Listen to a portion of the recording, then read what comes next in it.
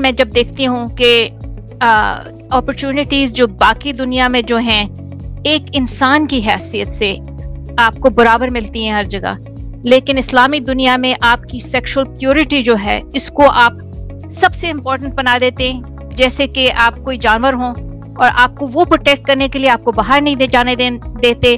کئی دفعہ تعلیم نہیں حاصل کرنے دیتے، اس کو پروٹیکٹ کرنے کے لیے ہر طرف سے آپ پر پابندیاں ڈال دی جاتی ہیں، اور آپ گھر میں بیٹھیں، آپ نماز بھی گھر میں پڑھیں تو بہتر ہے۔